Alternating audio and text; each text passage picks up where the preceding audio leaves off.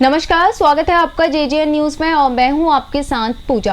रामनगर में सोमवार को देवभूमि ट्रक ऑनर्स वेलफेयर एसोसिएशन की एक बैठक का आयोजन किया गया। बता दें, बैठक में रामनगर के अलावा हल्द्वानी और आसपास के क्षेत्रों के ट्रक के साथ ही डंपर स्वामियों ने प्रतिभाग करते हुए रामनगर इकाई का गठन किया, जिसमें कैलाश रावत को अध्यक्ष, मोहम्मद तारिक को वरिष्ठ उपाध्यक्ष, नदीम को उपाध्यक्ष, गोपाल को अधिकारी सचिव और तौसीफ उप को सचिव, मोहम्मद आसिफ और दिनेश मेहरा को संरक्षक चुना गया।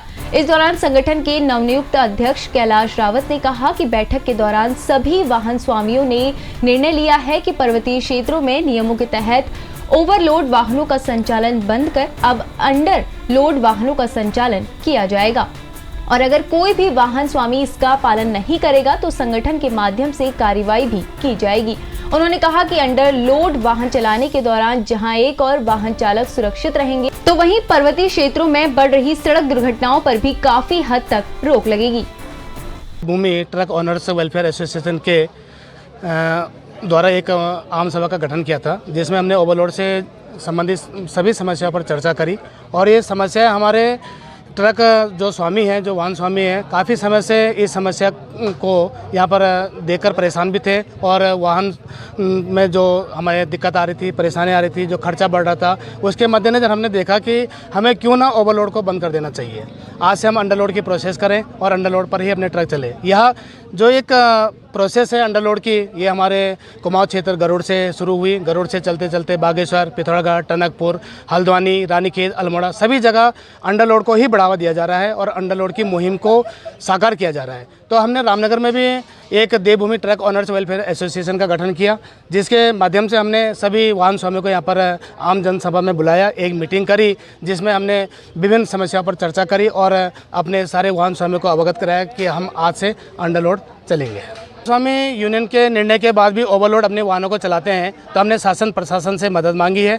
हमने उनसे हर संभव मदद करने के लिए उनको यहाँ पर एक ज्ञापन दिया हुआ है कि हम जितने भी यहाँ पर वाहन ऊपर पर्वतीय क्षेत्रों को जाएंगे, अगर वो ओवरलोड जाते हैं, उस स्थिति में यदि हम उनसे शिकायत करेंगे तो वो हमें अपने पूर्ण मदद करेंगे और हमें पूरा सहयोग देंगे। हमारे मुख्यतः रामनगर के वाहन स्वामी थे और हमारे हल्द्वानी से हमारे महासंघ के जो यहाँ पर अध्यक्ष साहब हैं जोशी जी और हमारे मेहरा जी, विभिन्न पदाधिकारी यहाँ पर हमारे सामने आए थे। हमने रामनगर कोतवाली से भी यहाँ पर अधिकारियों को बुलाया था, उन्होंने हमें पूरा सहयोग दिया और हमारी समस्याओं को सुना और हमें पूर्ण रूप से मदद करने का आश्वासन भी यहाँ पर दिया हुआ है। रामनगर में सोमवार को देवभूमि ट्रक ऑनर्स वेलफेयर एसोसिएशन की एक बैठक संपन्न हुई। बैठक में रामनगर के अलावा हल्द्वानी व आसपास के क्षेत्रों के वाहन स्वामियों ने प्रतिभाग किया और सभी मौजूद लोगों ने एक स्वर में निर्णय लिया। कार्यकारिणी का गठन भी किया गया। कार्यकारिणी के गठन को लेकर जिसमें कैलाश रावत को अध्यक्ष और गोपाल अधिकारी को सचिव चुनने के साथ ही कार्यकारिणी का विस्तार भी किया गया। नवनियुक्त यूनियन के अध्यक्ष कैलाश रावत ने बताया कि अब वाहन स्वामियों ने संकल्प लिया है कि पर्वतीय क्षेत्रों को जो माल वाहन जाते हैं, चाहे डंपर हो,